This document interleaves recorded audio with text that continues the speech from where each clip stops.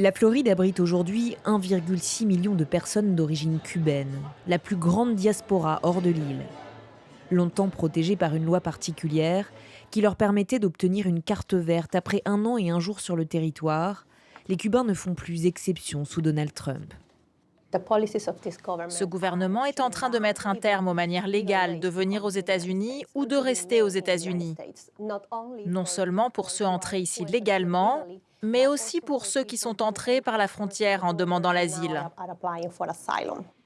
L'asile est précisément ce que demande la cliente que Lyudmila Marcelo va défendre au tribunal de Miami ce matin-là. J'ai déjà expliqué à ma cliente ce qui allait se passer aujourd'hui. Le juge va probablement appliquer la motion de rejet de sa demande d'asile basée sur l'accord entre les États-Unis et l'Équateur. Et la seule manière d'éviter cela, c'est de faire appel le plus vite possible. Depuis le retour de Donald Trump, beaucoup de demandes d'asile sont rejetées sans audience au motif que les migrants auraient pu demander protection dans un autre pays. Nous ne pouvons pas entrer au tribunal, mais retrouvons l'avocate après l'audience. Le juge lui a expliqué qu'il fallait qu'elle fasse appel pour empêcher son ordre d'expulsion. La procédure d'appel peut prendre 2 ans. 2 ans pendant lesquels cette femme peut être détenue, car elle a beau attendre une décision de justice, la police de l'immigration a le pouvoir de l'arrêter. Pour Lyudmila Marcelo, elle-même cubaine, ce climat est frustrant. En tant qu'immigrée, ça me blesse que tous les immigrants soient traités de la même manière, comme des criminels. Pour les Cubains entrés légalement et qui espéraient un ajustement de statut, la situation est pire car ils peuvent être renvoyés à Cuba au motif qu'une demande de régularisation n'est pas un statut légal. Plus de 100 000 d'entre eux vivraient actuellement aux États-Unis dans ce vide juridique. Nous avons pu obtenir le témoignage rare de l'un d'entre eux, arrivé en 2023, après avoir traversé 4 pays. Quand nous avons vu qu'il existait une application, nous nous sommes inscrits et nous avons attendu notre rendez-vous. Lorsqu'il est arrivé, nous sommes allés légalement à un point de la frontière. Là, ils nous ont reçus, inspectés, interrogés, puis ils nous ont admis avec la condition de pouvoir rester 2 ans dans ce pays avec une autorisation de travail.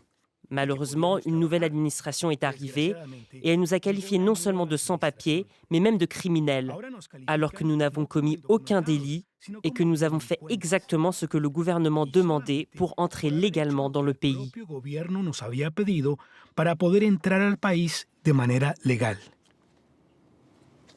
Cet homme a pris la décision de quitter Cuba après les manifestations du 11 juillet 2021 et la répression qui s'en est suivie. Il n'aurait jamais imaginé se retrouver clandestin après avoir tout abandonné. Nous avons dû vendre presque tout ce que nous avions. Et même ainsi, nous avons à peine réussi à réunir l'argent nécessaire. Si demain, par malheur, nous devions retourner à Cuba, nous n'aurions plus rien. Donc on vit avec la peur. On se réveille avec la peur. On va travailler avec la peur. Ton enfant va à l'école et tu as peur. Tu vas à l'hôpital et tu as peur. Parce que partout, on te demande ton statut migratoire. Parfois, ce n'est que pour information, mais tu ne sais jamais si ce sera le moment où les services d'immigration arriveront pour t'arrêter et te séparer de ta famille. Une vie reclue, sans perspective et pas toujours soutenue par la communauté cubaine-américaine, majoritairement républicaine.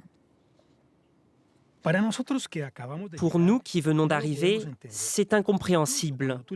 Je voudrais savoir pourquoi ils soutiennent cette administration. Pourquoi ils pensent que nous ne devrions pas être ici alors que eux, oui. Ils ont oublié d'où ils viennent. Pourquoi ils ont immigré? Comment ils sont arrivés ici?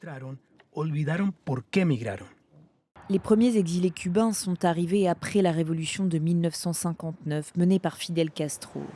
Les États-Unis, alors en pleine guerre froide, les accueillent comme réfugiés du communisme. Là, c'est nous avec mes grands-parents à Cuba. Là, c'est ma mère, ma grand-mère et là, c'est moi lors de ma première communion. Alicia Peláez a bénéficié de l'opération Pedro Pan en 1960. Un programme secret organisé par l'Église catholique ayant permis la réinstallation d'environ 14 000 jeunes Cubains, envoyés seuls aux États-Unis par leurs parents pour éviter les camps de travail.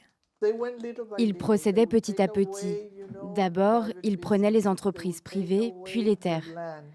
Alors, quand on a commencé à parler d'envoyer les enfants dans des camps, on pouvait imaginer que cela finirait par arriver.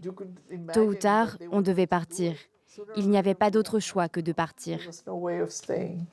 Depuis cette époque, les Cubano-Américains sont restés liés au parti républicain, vu comme plus dur à l'égard du régime castriste. Mais pas Alicia, qui fait partie des rares voix de sa génération, a rejeté cette allégeance. Ils ne se rendent pas compte que beaucoup de programmes dont ils bénéficient aujourd'hui ont été mis en place par les démocrates. Pour eux, ce sont des communistes. Ils ont oublié la façon dont ils ont été accueillis ici, comment ils ont pu réussir et devenir prospères. Et ils n'accordent pas aujourd'hui aux nouveaux arrivants ce qu'eux-mêmes ont reçu.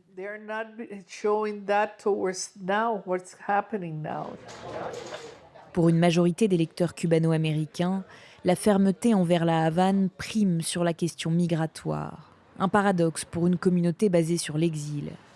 Depuis 2021, 850 000 personnes ont quitté l'île pour les États-Unis et rêvent, comme leurs aînés, d'un Cuba libre.